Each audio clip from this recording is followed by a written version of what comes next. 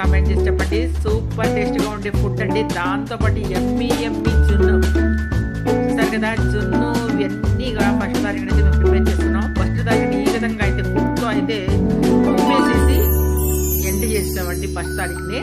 చూడండి ఒక్కసారి మీరు కూడా ఏ విధంగా ఎంజాయ్ చేశారు?